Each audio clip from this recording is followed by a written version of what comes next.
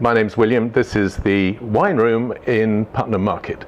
And last week, when I was thinking about talking about cans, one of the really big wine producers in Australia, Treasury Wine Estates, and they own people like Beringer and Blossom Hill and Penfolds and that sort of stuff.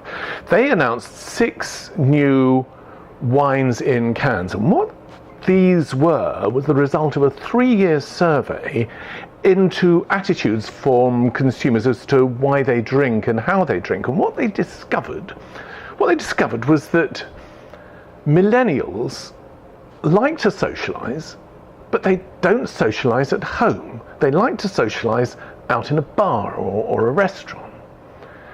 And they like to socialise, certainly in Australia, I'd arguably elsewhere, but they like to socialise sort of over a session.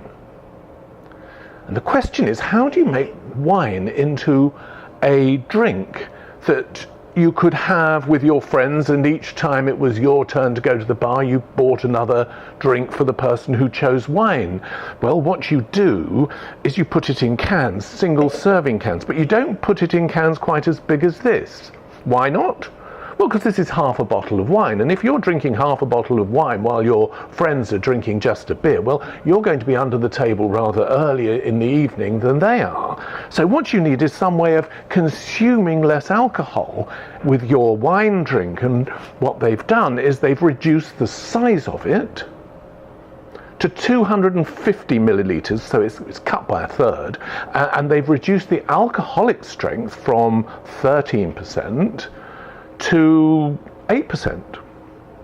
So what you've got is 2/3 the amount of liquid and roughly 1.5 times the amount of alcohol. In other words, the person drinking their can of wine in a session with your mates down at the bar is going to be consuming alcohol at the same rate as your friends who choose beer.